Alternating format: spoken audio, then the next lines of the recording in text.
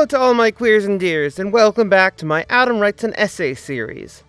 Today, in celebration of the new season of My Adventures with Superman and the increasingly more detailed information we've been getting around James Gunn's upcoming Superman feature film, we're going to be digging into an essay I wrote a few years back, comparing and contrasting the approaches the Christopher Reeve-led and Henry Cavill-led respective Superman origin films have to the Superman mythos. I'm excited to adapt it into a video essay for you all. Important caveats, so you know what to expect. What I will not be doing is arguing which is better. As I've always said, and will continue to say, objective quality is a myth. There's obviously lots to love for the original Superman film, and many loud critics of Zack Snyder's take on the character. Yet there are worthwhile criticisms of the former, and valued praise of the latter. Being iconic doesn't mean being the only valid take, despite how formative experiences with a certain take may inform one's emotional connection to it.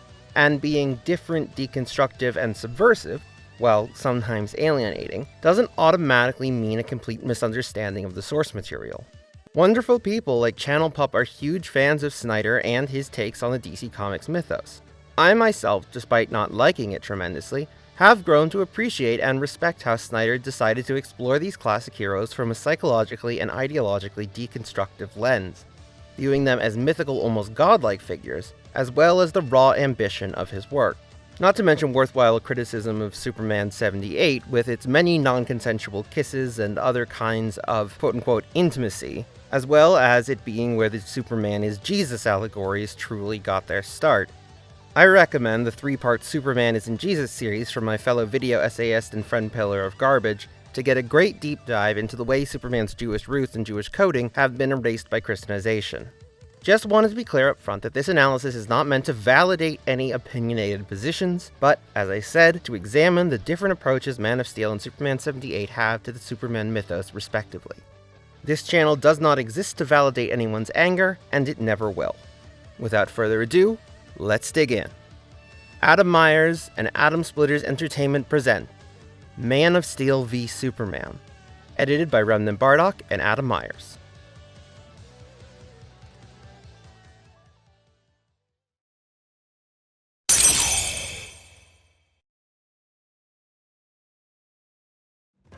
It's 1978.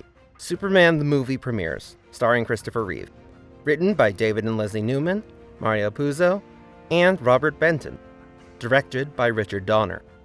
It's 2013. Man of Steel premieres, starring Henry Cavill. Written by David S. Goyer and Christopher Nolan. Directed by Zack Snyder. Despite coming from the same source material and in many ways telling the same story, the tone and styles of these two films differ drastically, resulting in two movies that are more different than they are similar. Changes in the real world create different contexts for stories to exist within, and superhero stories are no exception. Being so incredibly powerful, being an immigrant and a refugee, being designed as a beacon of hope, and being so explicitly tied to the United States, Superman in particular prompts questions whose answers have changed much throughout the decade. For example, in Superman 78, Clark states that he fights for truth, justice, and the American way, and outright dismisses Lois's response concerning corrupt politicians. You're gonna end up fighting every elected official in this country. Sure you don't really mean that, Lois? I don't believe this. Lois? Hmm? I never lie. But in Man of Steel, the United States government is a hanging concern and a near antagonist that only temporarily aligns with Superman during the climax. While Superman 78 presents a world that flocks to Superman's goodness, Man of Steel focuses on the difficulties of bringing hope to a cynical, jaded world. So, let's talk about the differing ways these two films tackle similar stories and theme. After all, the world changed a lot between 1978 and 2013, and because of that, these two films find themselves defined by vastly different approaches to ideas of characterization, filmmaking, and above all, tone.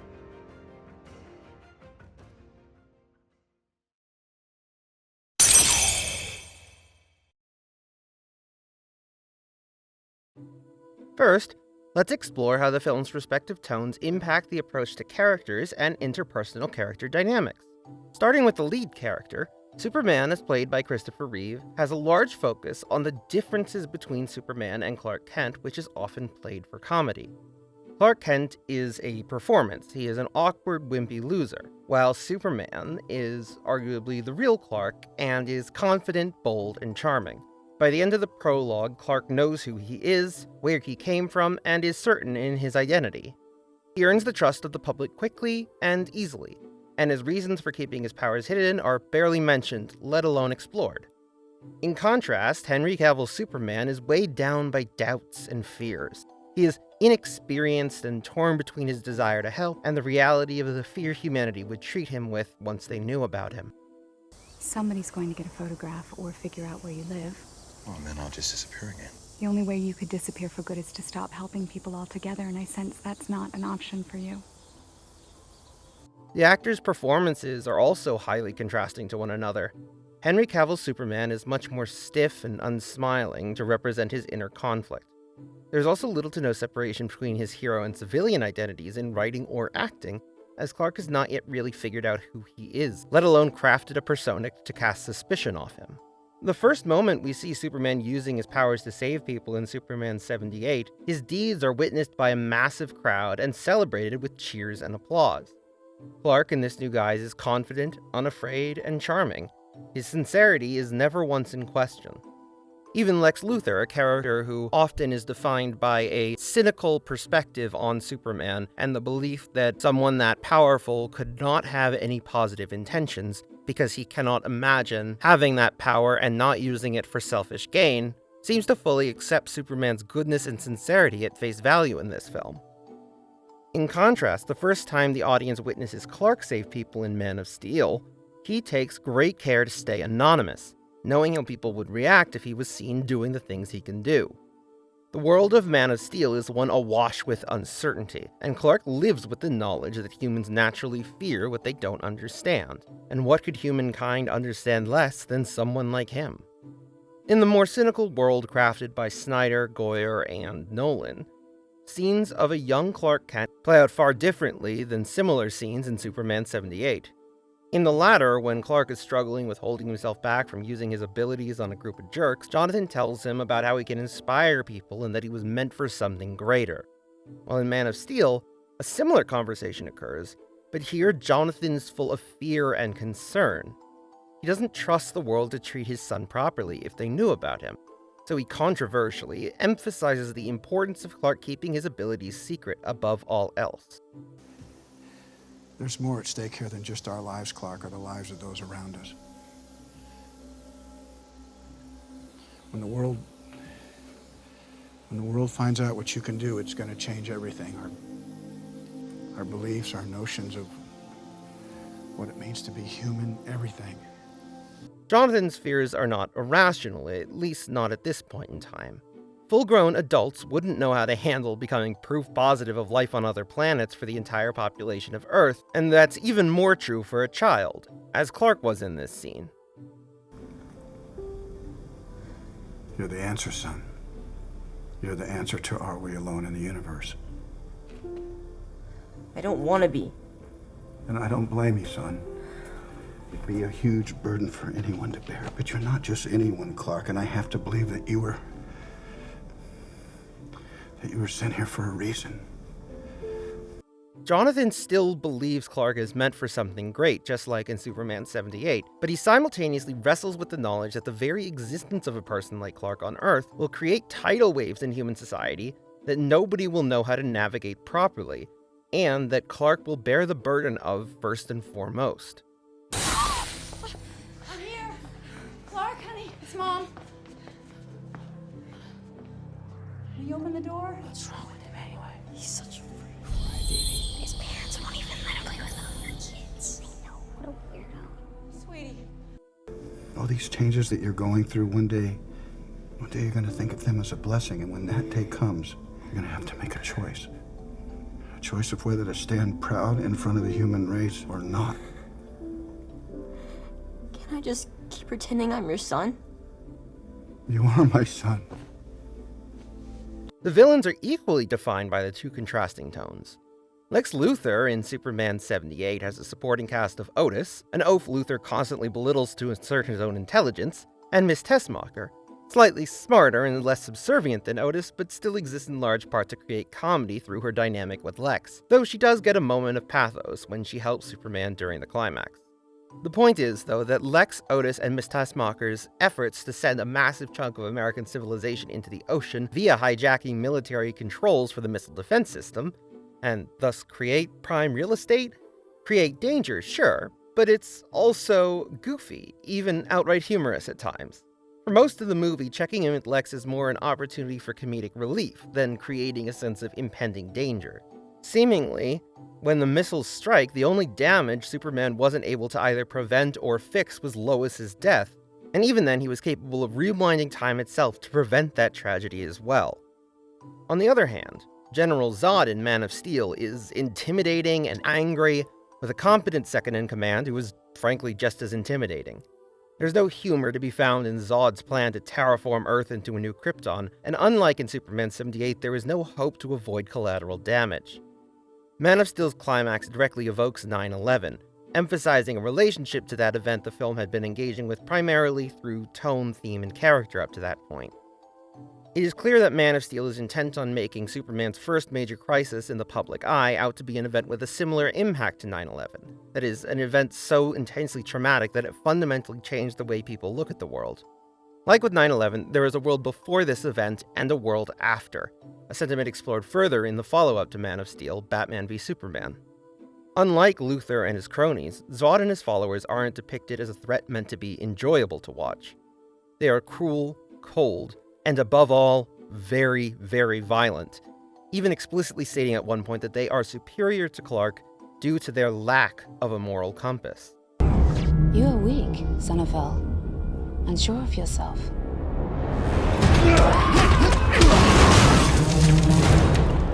The fact that you possess a sense of morality and we do not gives us an evolutionary advantage.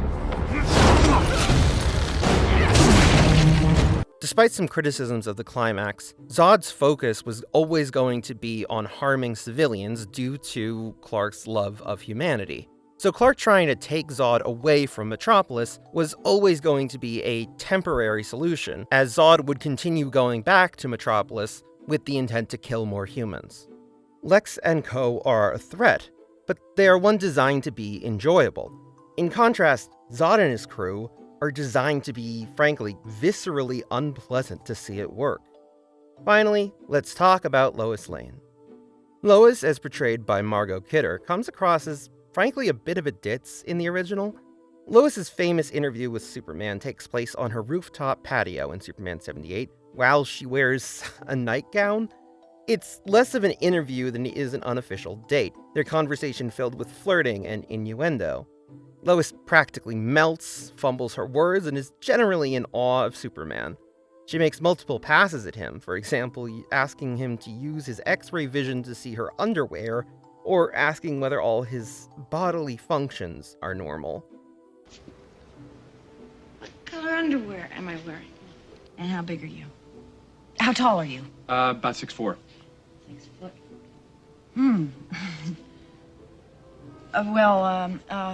I assume then that the rest of your bodily functions are normal?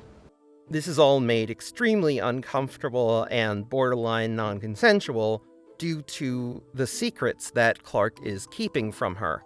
He tells her that he never lies, and then comes to her door as Clark directly after their date finishes. Lois is acting off a severe lack of information, and frankly, both of them creep me out to no end in this scene, and it really deserves a lot more criticism. It's not really relevant to this video, but I thought it was worth pointing out. Regardless, Kidder delivers her performance with sincerity, no matter how awkward the lines actually are, but nonetheless, she comes off as more clueless and smitten than the kind of determined and dogged reporter Lois has been known to be, even casually dismissing her journalistic instinct at the end of the movie that Clark is Superman. Most versions of Lois would follow that impulse, just to be sure. In contrast, this Lois exists in large part to create an implied emphasis on Superman being almost magical, almost divine in how sincere and good he is.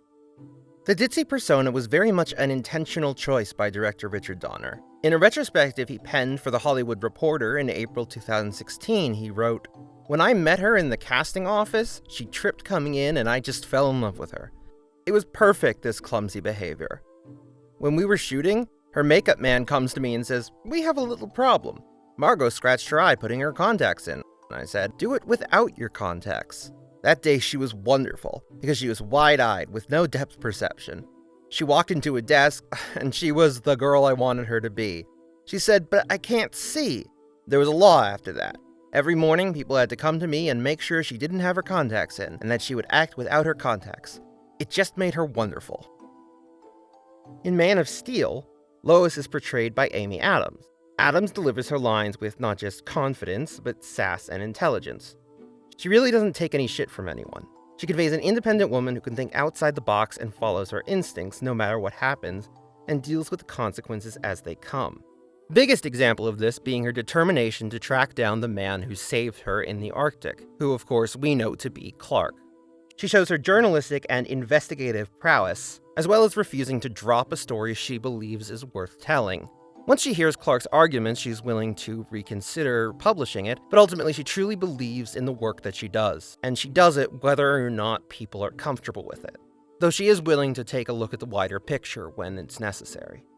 When Clark finally reveals himself to the public in Man of Steel, he allows himself to be taken to a secure military location in handcuffs. He of course could easily break out of those handcuffs, but he keeps them on just to make the military and humanity feel safer. This is where Lois conducts her first interview with him. Compared to the kind of unprofessional approach and serious vulnerability of the first interview of Superman she had in Superman 78, this is a scene that is really defined by mistrust.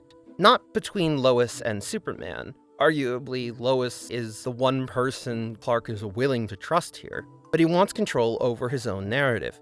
He's there to help, and the fact that the military is so afraid of him creates more issues than it does actually provide safety to the American public. Well, there are arguments worth talking about in terms of being able to hold a figure like Superman accountable, and I personally believe that holding powerful people accountable is something we should always do, and always have a way to do. There is a clear focus from the military on protecting America's interests, with that even being outright stated at the end of the film.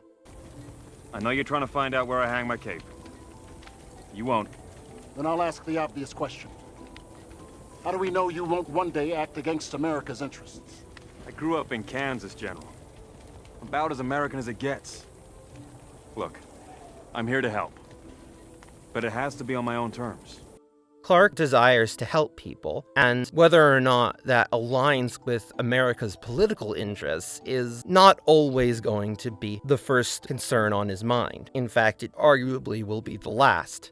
Regardless, despite the scene being defined by mistrust, it is ultimately Clark attempting to build trust with humanity. He wants to make them feel safe and to be able to trust him to take care of them and to help them. It's an interesting reversal of the kind of situation presented in Superman 78, where just because Superman is helping at the moment doesn't mean trust is automatically given, especially not by those who feel they have larger interests that a powerful figure like Superman could threaten if he decided that they were going in a direction he didn't like. This more cynical world is complex and jaded, and while the public focuses more on whether or not they can trust a figure like Superman due to his differences from them, the military and government tend to focus more on whether they can control him. Characters can't escape the tone their stories are set in, and are in fact defined by it, whether they act within it or against it. But what, beyond the writing, creates that tone?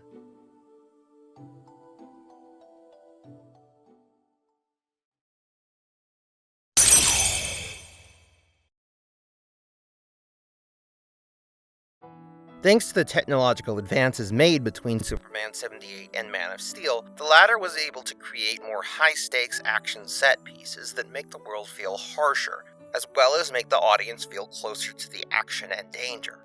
For example, CGI is used in Man of Steel at the very beginning to portray a much more populated and technologically advanced Krypton that is in the middle of an extremely violent and explosive coup, as opposed to a much more seemingly political coup, only really mentioned in the original. Worth noting, I have not seen Superman 2, so if there are any more details about Zod's coup established in that film, I'm not counting them as relevant to this analysis. Norms and expectations for superhero films in 2013 had changed a lot since 1978. Since then, audiences have been exposed to a much faster-paced world and a continuing stream of action-packed, big-budget blockbusters. As such, the editing in Man of Steel often feels sharper and quicker than Superman 78, with less time spent on quiet reflection or establishing shots, such as those that allow for quiet interpersonal moments like Lois and Superman's famous flight scene in Superman 78. Man of Steel's Metropolis is not simply less romanticized than the same city in Superman 78, but actively sets a tone of hopelessness and jadedness. This is a world weighed down by post-9/11, post-Watergate, etc. trends towards nihilism, feelings that the Earth is heading towards inevitable disaster, the fear of the common person's lack of control over their fate, and the idea that governments, and in particular the US government, are more dedicated to the nation as opposed to its people, are all extremely present in this film.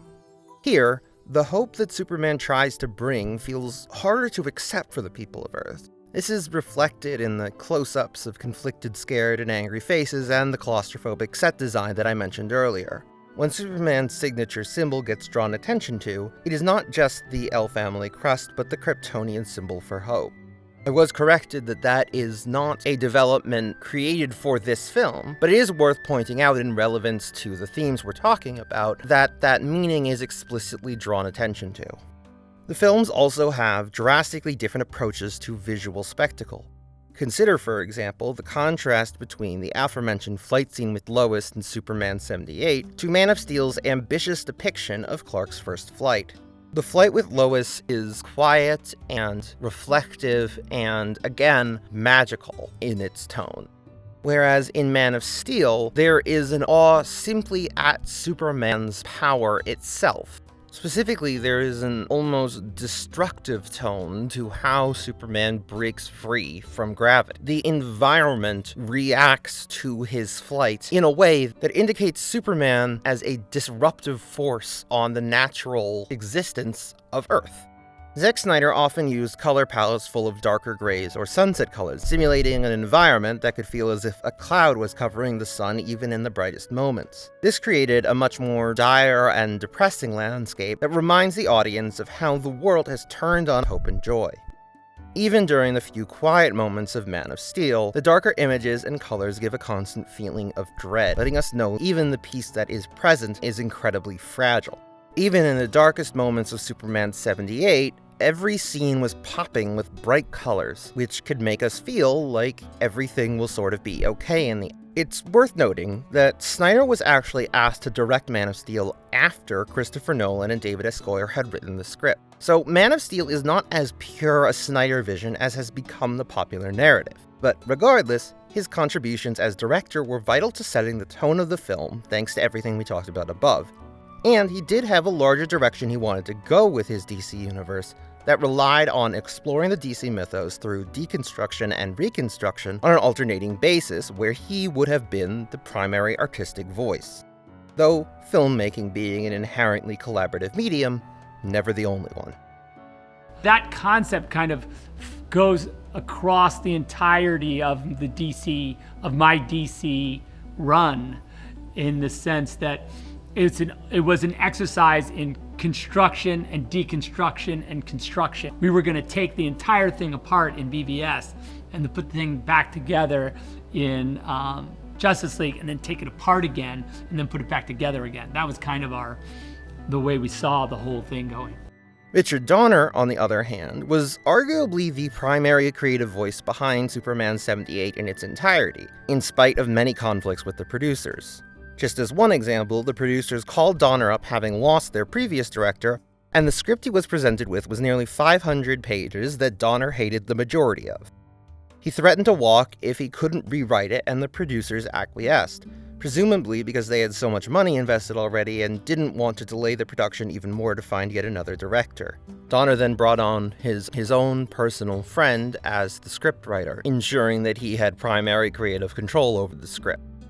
Frictions like this between Donner and the producers remained throughout the production, and eventually came to a head after about 75% of Superman 2, which was being shot back-to-back with Superman 78, had been completed, with Donner finally leaving the role of director. So there's a very interesting dichotomy between the directorial influence on these two Superman origin films, and how those directors influence the tone through their filmmaking. I have to wonder how a Snyder-style filmmaking approach would mesh with a Superman 78-style script, or how Superman 78-style filmmaking would impact a script like Man of Steel.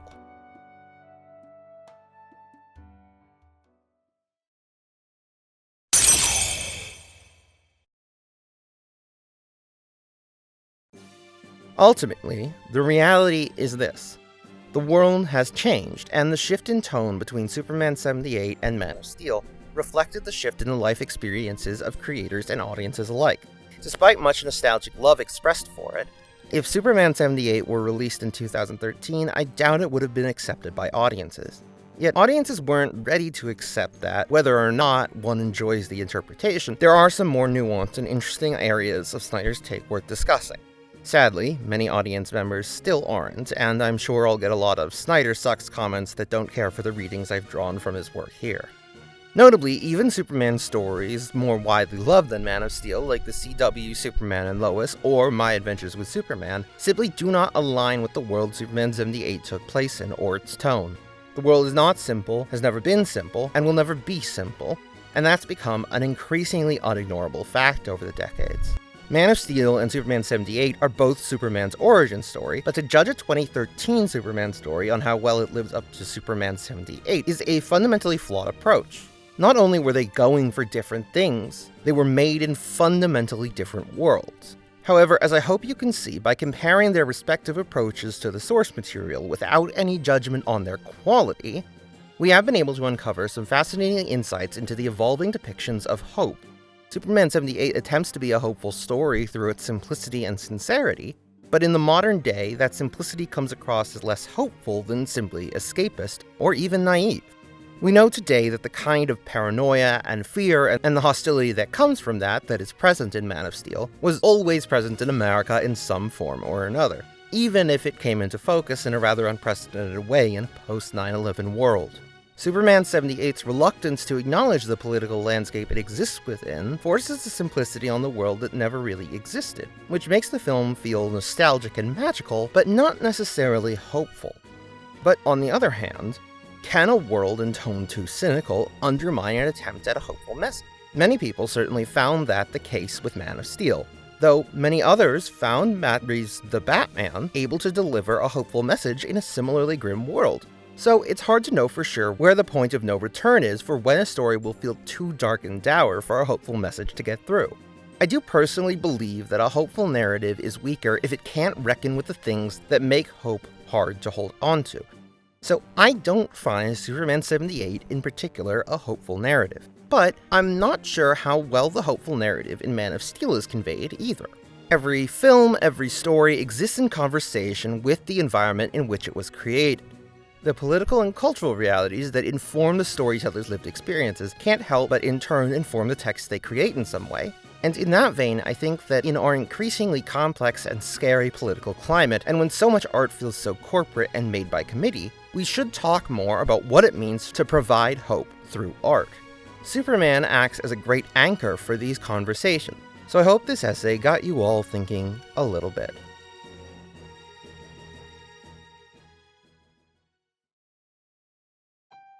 This was actually a much bigger overhaul of that essay from a few years back than I expected. It was a worse essay than I remembered. Some very poor analysis in that. This revamp went through a few different approaches. In particular, I really wanted to talk about the political and cultural landscapes of 1978 and 2013 respectively, and how they may have informed what a Superman narrative looks like. But the fact is that requires a lot more research than I could do if I wanted to get this out anytime soon. That said, I do think there is a lot of value in this compare and contrast approach, even if it's not what I feel the best version of this essay would look like. So mainly, like I said above, I just hope it sparks more conversation. Ultimately, that's all my work is meant to do. I'll never claim to be the ultimate authority on anything.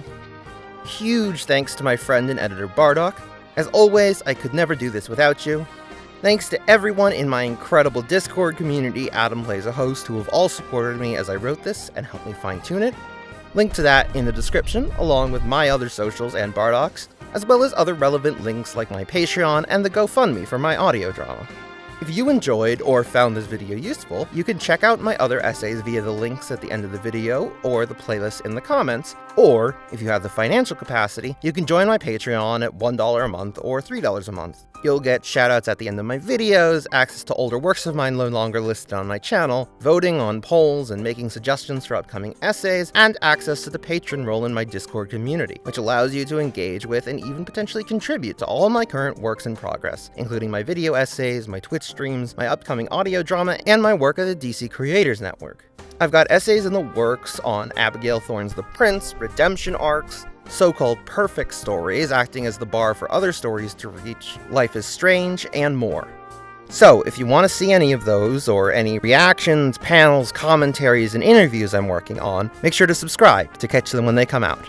I know a lot of people in my audience aren't subscribed, but please do, as I would love to start making money on this work by the end of the year, and besides that, frankly, the support just means the world to me.